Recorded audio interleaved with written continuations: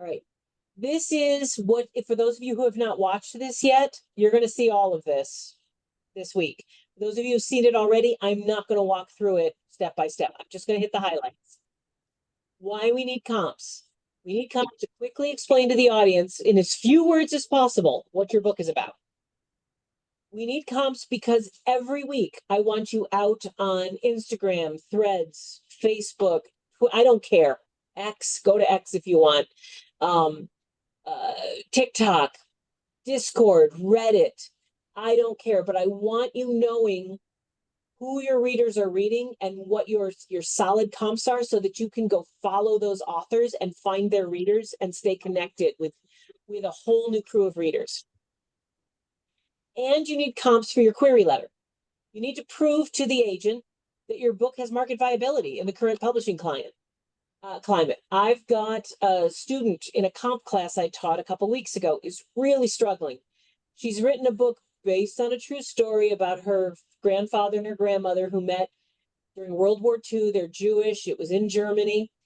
The world right now is exhausted with fascism in World War II. It is very, very tough to sell a novel about a plucky heroine who's fighting the Nazis. It's just tough. So she's dying with comps right now. But that doesn't mean that 2 years from now or 6 months from now, she may not be one. I mean, as I've told you guys before, a few years ago, I couldn't sell a vampire novel to save my life. And now all I have to do is throw some fake blood on someone's lips and I can sell a novel without any problem. So, comps at this point, and we're focusing on agents because you guys all want to get a publishing deal.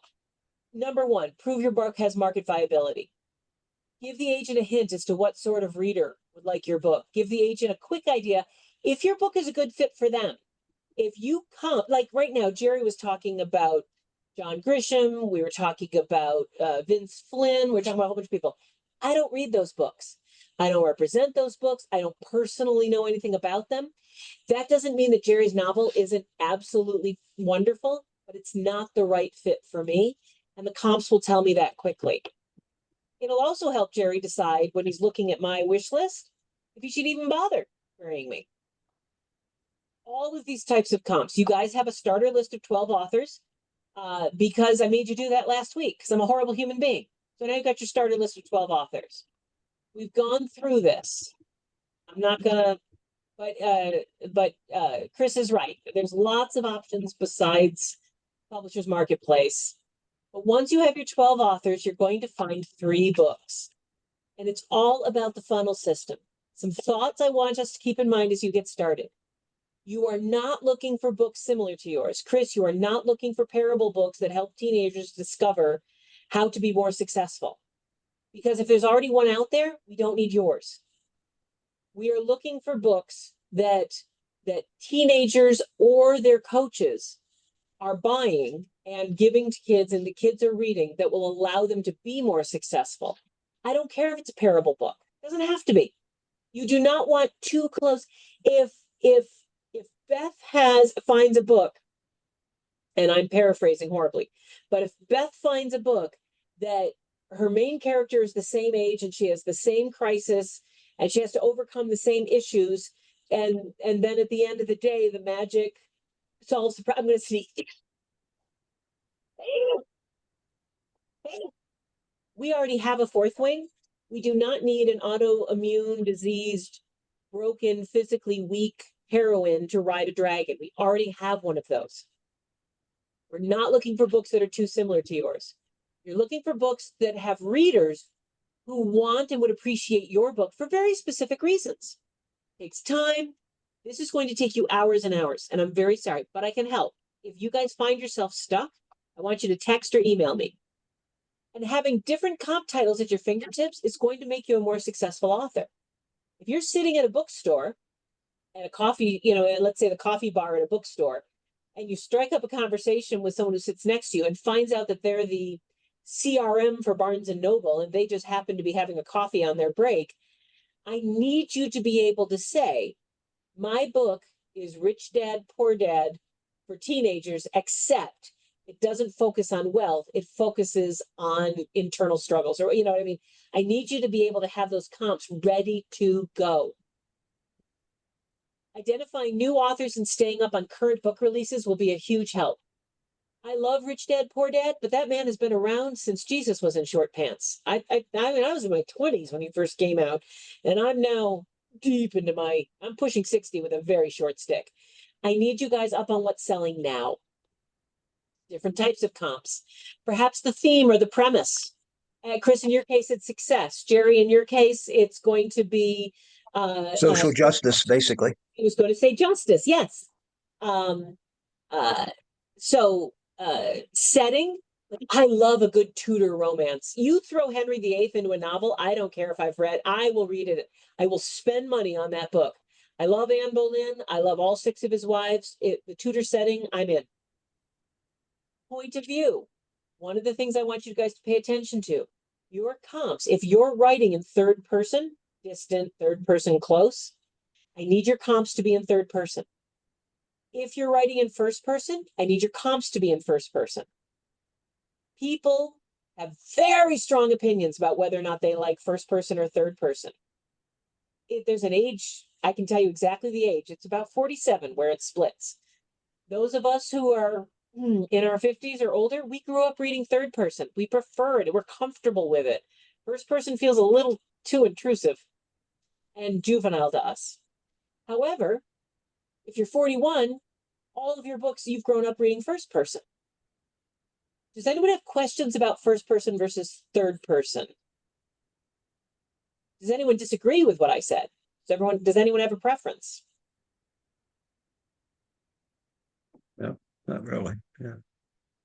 That would, how often does that involve seeing samples? Or I'm not seeing the interior of my books, so should I be going even deeper than I already am? Good news is, and we're going to talk about this, once you narrow down and you pick a half a dozen or so potential comps, you go to Amazon or Barnes and Noble and you click on download sample and they give you the first chapter. Okay. I'm not one of those people who says you have to read every book you comp, but I am one of those people who says you have to glance at the first chapter. And they're free. You can get them from any online store. Clear. Your main characters. Do you have a plucky young woman fighting the Nazis? Okay.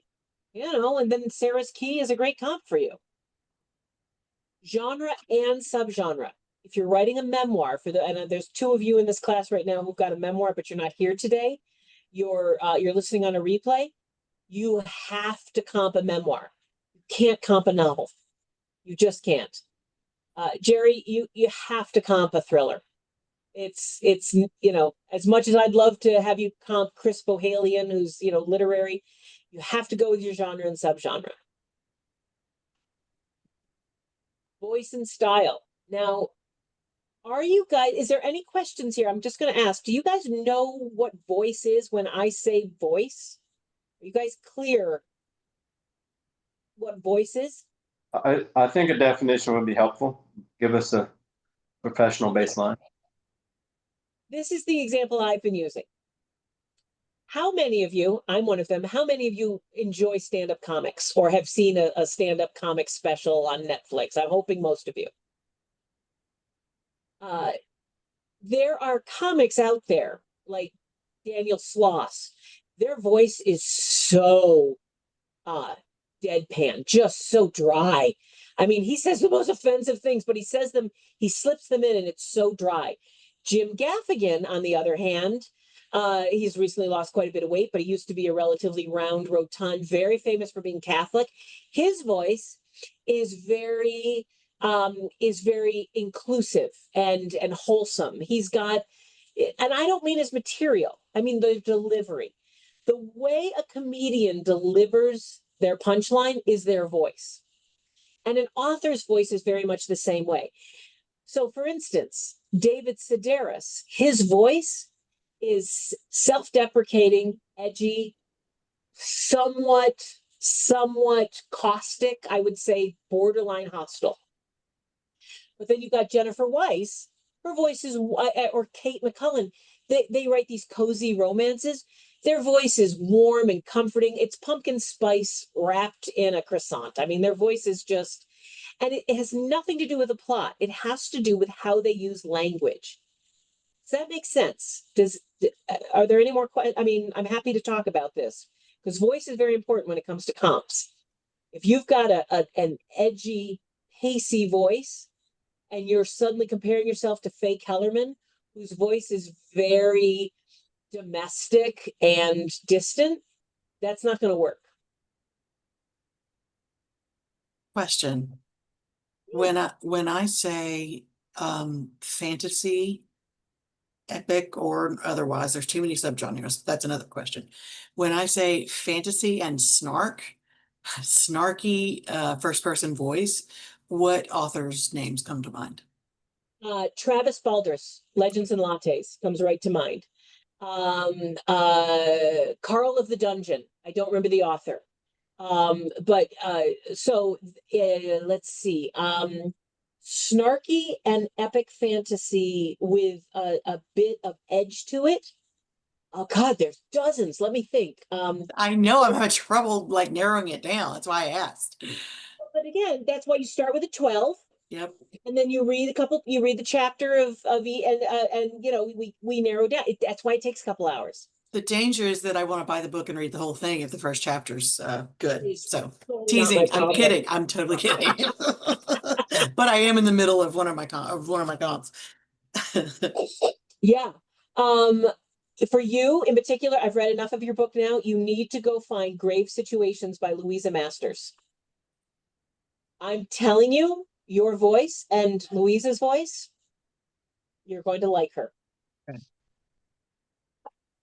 All right. So each comparable, you should have at least three comps that you give me and I'll look up the sales to make sure they've sold well. But I want different types of comps. And here's some ways that you can actually use them in your query letter. My book shares the dark, edgy voice found in Atlas 6 or the 6. That's one way you can say it. Or my book has the same, and give me the title. I'm just saying my book because I don't have all your titles in my mouth. My book has the same level of world building found in Fourth Wing. My book has the similar fast pacing and driving action of Dark Intercept. When you find a comp, I don't want you to just say my comps are this, this, and this. I need you guys to apply some talent to your writing and tell me how they compare and why. But there's some That's not in the prompts for this week's workshop. I'm sorry? And that's for later lesson when we're preparing agent letters, because that is not a field in the comparable title drop down for this week. Absolutely. You're absolutely right. I'm sorry. Yep. Just clarifying that I understood that correctly. Okay. Okay. So we still need to choose different types of comps. We just won't necessarily be communicating that to you in our submissions. Actually, in the form, there is a thing that says, what kind of, there should be a question saying, why is this a good comp? If not, I will add that back in. It was there a few weeks ago. Yeah, you should add it back in. There's your genre, there's name of the comp, author, publish, rating, KU, Kindle, your name and email. Then I went in a week ago and I spiffed it up and I accidentally deleted a field. There's actually a field that said, why is this a good comp for you? Or what kind of comp is this? Comp is it? Okay, clear. Put it back in before dinner.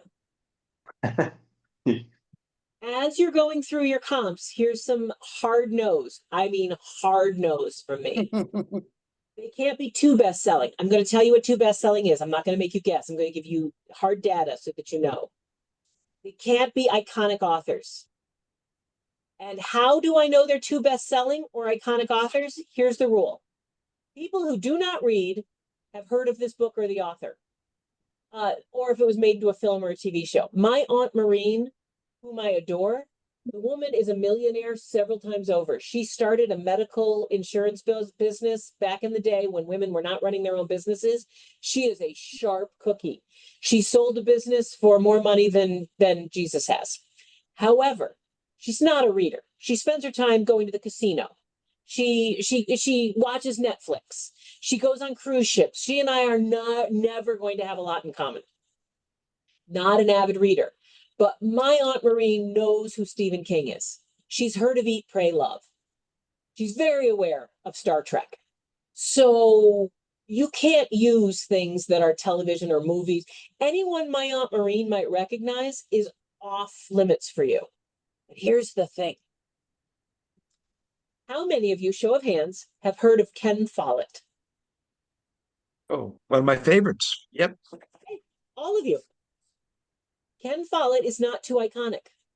Ken Follett, my Aunt Marina has no idea who Ken Follett is. The reason why I give these rules is we're readers. We are writers. We're in this world. We are not a good judge of who is too iconic and who isn't. So here's my rule. If they have more than 20 bestsellers, if they've got 18 bestsellers, you can use them. But the minute they hit 20 bestsellers, they're off the list. That's because I have to draw the line somewhere. So for those of you who are older, people like Jackie Krentz or Stephen King, or but you, for instance, Anne Lamott, for you, Chris, Anne Lamott, absolutely fair game. She doesn't have 20 bestsellers. I think she has about 12. Beth, in your case, you can absolutely comp. You can't comp Fourth Wing because it's too iconic, but you can comp another book by the same author because she doesn't have 20 bestsellers. R.F. Kuang just came out with Kitty O'Rara, I think it's called. It was the Babel author. Feel free. She's not there yet. Couple of things that I would like you to ask yourself. Are you a debut author? Then at least one of your comps needs to be a debut author. At least one. Is one of your 3 comp titles authored by someone with more than 12 bestsellers? Then I need you to add a 4th comp. You guys can put as many comps into the spreadsheet as you want. If you want to send me 6, 8, I'll look them all up for you. I got nothing to do on the weekends. Although Amy, I had to laugh because I did go to your site and your agency site, and there's a line in there that says, if you're a debut author, I don't want to know about it. Tell me that again. At your agency's website, it might be your website, says, if you're a debut author, I don't want to know about it. There is no way I have said if you're a debut author, go away. I have Didn't to say go find. away, says just don't tell me about it. Oh, yes. Oh, no, I absolutely agree. In your query letter, when you guys write your query letters, if any of you write the word debut in there, I strike that out. That is, yeah, that is, so yes, you're right. If you're a debut author, I don't care. I want to know if you're good, if you've written a good book. Well, I had to laugh. Yeah. Do each of your comparable titles exhibit a different type of comp? And if the answer is no, then I want you to find a 4th one or a 5th one. What's going to happen is you guys are going to fill out the form, and I'm going to look up your comps on BookScan, Nielsen BookScan. Nielsen BookScan is a subscription-based service that publishers and agencies have access to. It costs tens of thousands of dollars a year, but it allows me to guide you and to say, yes, Beth, that's a great comp, or she only sold 634 copies. I wouldn't use that one. So I'm going to look them up for you. And I'm going to Amy, in AutoCrit now, there's a new service in AutoCrit that allows you to do this exact same thing, and it's very inexpensive. Oh, I'm going to have to look that up. $25 a month. That's wonderful. They allow you five inquiries for $25 a month. That is very helpful. But for those of you who don't want to spend $25 a month or sign up for AutoCrit, it's a very easy way to find out if the book is selling well. Just want you to go to Amazon. I promise you this. Shut up, Amy. Shut up, past Amy. Nobody needs to hear from you. We're going to go to Amazon, and we're going to look for those of you who are writing novels, books that have similar theme, voice, setting, point of view. I don't care, 3 or 4, but they have to have more than 3,000 reviews on Amazon. Ratings or reviews. I don't care, that when it shows the stars and it says 3.9 or 4.2, but then in parentheses after it, it says 1,279 ratings. If you're doing adult fiction, 3,000 is your minimum. If there are more than 3,000 reviews or ratings on Amazon, I promise you, I swear on my mother's eyeballs. Well, she's dead. I swear on my dog's eyeballs, who he needs them. I swear on my dog's eyeballs that you will have enough sales for that to be a successful comp. 18 months old tops. I know you've heard 2 years. The reason why I'm asking for 18 months is for a couple of reasons. Number one, human nature being what it is. If I tell you you can go 2 years, you know you're going to find a couple comps that are 27 months old. You're going to push the envelope. So I'm saying 18 months because we know human nature being what it is. Second reason, 2 months into querying, your comp is going to be too old if you pick a 2-year-old book or a 2.5-year-old book. So 18 months. Best-selling successful authors. Yes. So many of my students say, well, I don't want to comp myself to Anne Lamott or because but prove that books like yours are selling very well. You're allowed to hitch your wagon to a star. You really are. As long as they're not too iconic. You know what I mean? As long as they're not Stephen King or Fourth Wing. If you find a fiction novel that has 3,000 or more ratings on Amazon or reviews, with almost no exceptions, 99.9% of the time, they've sold more than 10,000 units. And I'm going to prove it by looking up on Bookscan. So here we go. Pumpkin Spice Cafe, very popular cozy mystery right now. It has 21,000 reviews and it has sold 67,000 copies since its release 2 years ago. It was 2 years ago, almost to the day. This is a great comp. But you're going to see a lot of reviews, but they're on Kindle Unlimited. Let's talk about that. Sin and Chocolate. More reviews than Pumpkin Spice Cafe. 25,000 reviews. But it's on Kindle Unlimited. They've sold 1,491 copies since it came out in 2018. Why does it have 25,000 reviews? Well, Kindle Unlimited does make authors and publishers a great deal of money, but it's not actual sales. You get paid on page reads, and Kindle Unlimited reviewers are not only encouraged, but they are financially encouraged. I'm going to use the same way. You get credits back if you review Kindle Unlimited books. You actually get credits towards other purchases. So if the book's on Kindle Unlimited and you're writing a novel, you have to keep walking. A quick question. Yes. Is there any way to tell where in the product life cycle the book switched from pay to Kindle Unlimited? Because it's my understanding that a lot of books, once they're old, because I mean, this one was released in 2018. Once it got past its new here, buy this, then they move them over into Kindle and Unlimited to try to do a value add for those of us who do pay for Kindle Unlimited, but they're not going to put a fresh book there if they can sell it. Is that, am I? Question. Okay. No, that is a really great, no one's asked me that before, and I need a minute. Because if the book is 18 months old or less or younger, and it's yeah, on Kindle Unlimited, it most likely has been on Kindle Unlimited from the there you beginning. go. That's where your young book comes in. So that makes sense. Fiction, I'm only talking about fiction. Chris, you and Carolyn, and those of you who are here listening for children's books, and for memoir, we've far different rules for you. But for those of you who are novelists, 18 months, no Kindle Unlimited. And the reason why we need that is that the industry changes so fast that, again, 2 years ago, vampires weren't hot. 2 years ago, everyone was a plucky young heroine fighting the Nazis. And the front and the cover was a girl looking, all you could see was her back.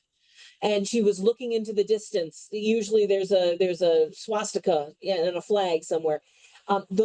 Everything changes every year so fast in our industry. That's why I want you to stay up on it. Good question though, Beth. Really great. Those of you who are doing memoir, rules are very different. Again, I want you to watch these videos. We're almost done here. Similar theme or author platform. So if you've got a breast cancer memoir, fabulous, great comp. But if you have a breast cancer memoir and you have 290 listeners every week on your podcast, probably not a great comp because unless you have a podcast. So you have to, similar theme or author platform. You only need 1,000 ratings or reviews on Amazon because the number of memoir readers who write reviews are far fewer than the shiny 30-year-old shiny-haired people who buy novels. You get 36 months because things move much slower in the memoir world. You get 3 years. Sorry, Jerry. They get 3 years. No one in the media or famous, even if your book is about how you turned the political world on its end and your husband became a very well-known political figure, Michelle Obama is not a good comp for you. No one in the media and famous, unless you are in the media and famous. You need to have a similar theme or author platform. Remember, you're not looking for books that are similar to yours. You're looking for books that have readers who would appreciate your book for specific reasons. Time and effort. Different comp titles are going to help. Now, nonfiction. Chris, this is where you come in. Similar theme or author platform. Doesn't have to be a parable book, though. Just the theme of success. You need more than 1,000 reviews on Amazon. 36 months old, tops. And be careful of books listed as sponsored. For nonfiction books in particular on Amazon, you'll notice that for the last 2.5 weeks, I've been trying to keep us off Amazon. But Amazon is the place to figure out what books are selling right now. So if a book has 2,000 ratings on Amazon, but it very clearly says sponsored across the top of it, I'm going to send it to me. I will look it up, but I will tell you that in many majority of cases, those sponsored books have not sold as many. They're showing up on your feed and they're getting reviews because they paid for them. Right. All right. So here's an example. 3,100 reviews of a book called Outlive. It sold 225,000 copies. The last time I looked these numbers up was July, so this is about 8 weeks outdated, but 225,000 copies since it came out in March 2023. But you get 36 months for a nonfiction, so you're fine. However, 111 reviews of Using Behavioral Science and Marketing. This is below the 1,000 mark. It's only sold 4,000 copies. And what's the unit number I told you the publishers like? It's 10,000. We all like to have sold at least 10,000 copies. So you will see over and over again. Feel free to test me. Put in the form a book that has 700 reviews and let me look it up. I'm happy to be wrong. But you're going to find, I think, 1,000 for nonfiction is the marker. Now, children's books, you guys are even better off. Preferably reviewed in an industry journal. I only need 100 reviews on Amazon. There are very few 7-year-olds who read Pokey the Puppy and then run to Amazon to write a review. You will be fine. The reviews are different for children's books. You have 36 months as well, and librarians are your friend here. There's a couple of you, there's one in particular who's here live tonight, and the rest of you who are watching on a replay. For children's comp titles, I beg you to go to School Library Journal, Book List, the American Library Association. Get in your car and wander over to your local library. You will find comp titles so much easier if you do not try and find them on Amazon. 187 reviews of a book called Ms. Rachel and the Special Surprise, but it sold 51,000 copies as of July since September 2024. Okay, that is all that is. Stop share. I've run through the highlights as I promised I would every week. Questions, thoughts?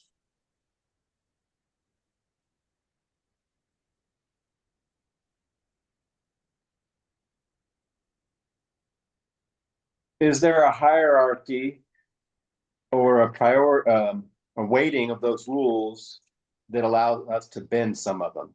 So for example, Kindle Unlimited for $0, I would say can't bend that one. We're just not getting credit for people paying for it. Could I bend the 30 months and reach back a little for some, if it's got a lot of reviews in the last year, people are still reading it? What rules could I bend for nonfiction in general, but you may want to answer it more broadly? I'm not blowing sunshine up your nose when I tell you that this particular group of students, this class, you are asking questions that in the last 5 years, no one's asked me before. And two things, good on you, and it's pissing me off. Okay, Chris, and I never thought of it this way before, so you're changing my mind. But if you can see that there are hundreds of reviews still being written in the last few months, and the book is 4 years old, you have my blessing. No argument. 5 over 4, and I'm going to push back. Over 4 is just too much. For memoir, for nonfiction, for children's books, go to 4, 4.5, fine. If you're still getting a lot of reviews at the moment, or if it's in the news, yes. But the sponsored or the Kindle Unlimited, hard no. I promise you, Right. you can give them all to me, and I will look up the sales, and they're going to be disappointing.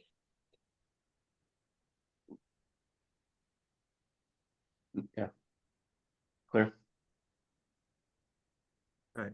I'm looking for a little more clarity on the 3 comps or 4 comps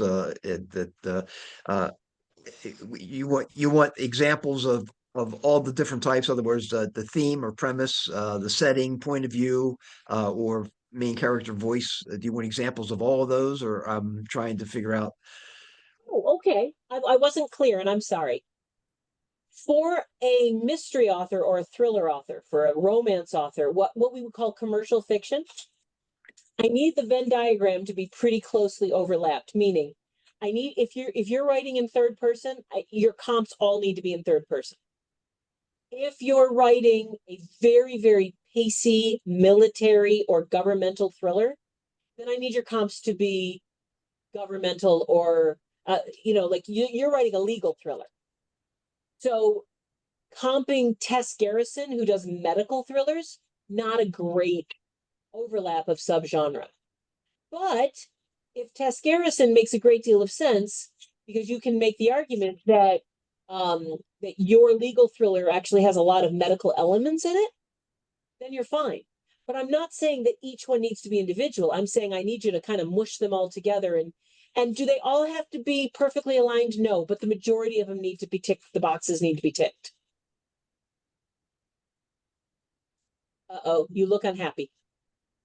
I'm just trying to this because most of the comps that I've already done some of this work, and so most of mine tend to be a similar theme or premise, and I'm pretty comfortable with the ones that I've come up with, quite frankly. Good. So So what have I said that has peed in the cornflakes as to I some? I think I was making it harder than it needed to be. Everyone does. Yes. You're not alone. All right. Err on the side of filling that form out and giving me all the titles you want. I'll look them all up for you. And then part of my job is to tell you why I think some of these comps would not go over well and which ones Okay, would. good. And Because I have found 6 that I'm working with right now, so that's good. great. The last class I taught, one of you SOBs put in 20. I had to look up 20 titles. As you go through this, exercise, and you're not finding what you're looking for. I mean, does there come a point where you think maybe there's not a market then? Is that something that we're looking at too? If you go through this process and you find yourself stumped, I need you to text me or email me, Okay. and we will work it out together. As I told you at the beginning of the hour, I'm doing this with one of my last comp class, and I cannot find any popular Jewish character World War II non-Holocaust love stories right now that are selling. Not a one. I looked.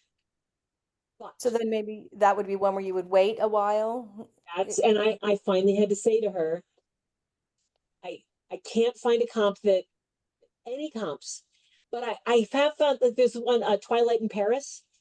They're not Jewish. They're a couple in World War II. They fall in love. The story's somewhat similar. But she's very, very focused on the Jewish part of her books, and it's a very important part of her book. So I had to tell her that I gave her some comps, but I don't know if it's going to be market viability, but it rarely happens. You guys are all going to be, Jennifer, you in particular, you're going to find tons of comps. I can think of 6 right now. I find this whole process so daunting So, I mean, I find the information that you're giving us very helpful, but comparing yourself to other people, is harsh. It's hard.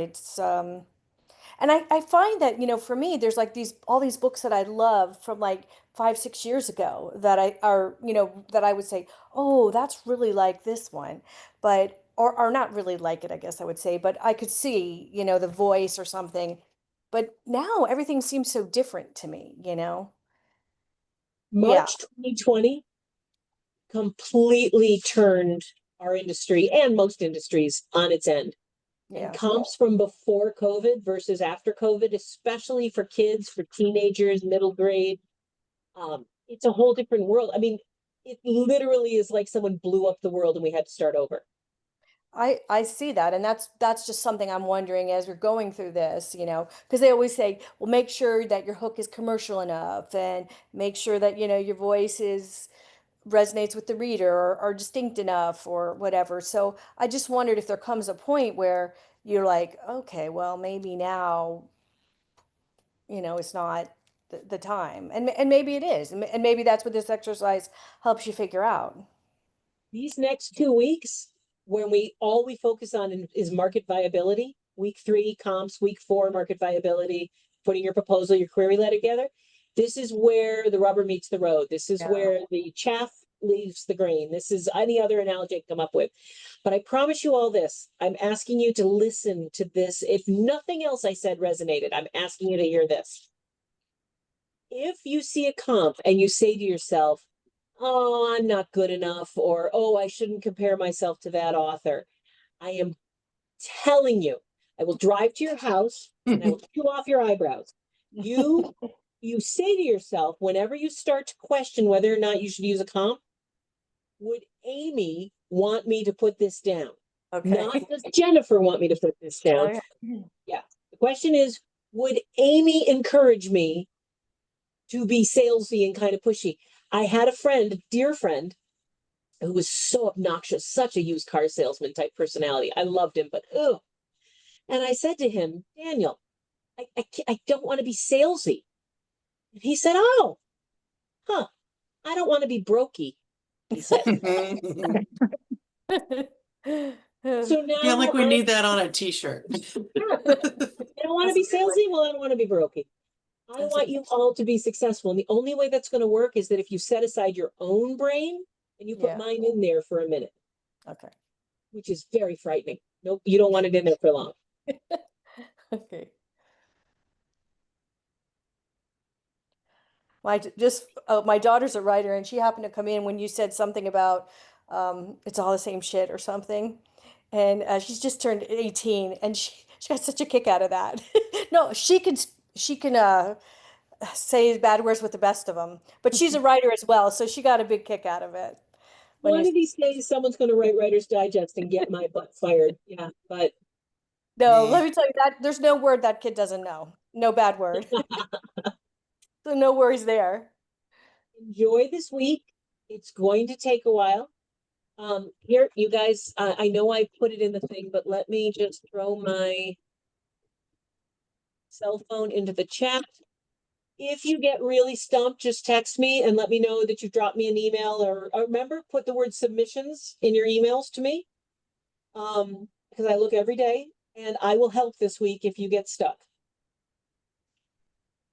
And Chris, I will go put that question back in to the form. I don't know what I was thinking. And I will try very hard not to overthink genres and subgenres and all the details in fantasy. I promise. When in doubt, put it down. That's the rule. When in doubt, throw it down. I will winnow out the ones that I think aren't a good fit. I've read all of your stuff. I haven't read yours, Carolyn. I'm sorry, but the rest of you have all sent me your things. Yeah. I gotta leave with one quick funny quote. So I took my 17-year-old daughter with me to Books A Million to do the get in the field research that Amy said you got to do. And I said to her, all right, where would you go if you wanted to read a self-help book? You're struggling in school. You want to set goals. You want to turn your life around. And you get there. Where would you go? She goes, I'd probably go to TikTok. Yes. Yes. True. So I did not buy her a coffee at the end of that visit. And actually, she should be mowing the lawn. Yeah. Yeah. I really enjoy seeing you guys every Thursday. Your questions are annoyingly poignant and pointed, and I like it. You are truly a special bunch. So send me those titles. I'll see you next week where we're going to talk about query letters and author bio pages. So Sarah, next week you actually get to do an author bio page. Sorry about that. Okay. Carolyn, send me your stuff whenever. Feel free to email me directly if you don't feel like going through Kajabi. There's no hurry. You do it on your own pace. Great. Thank you. Thank you. I Bye.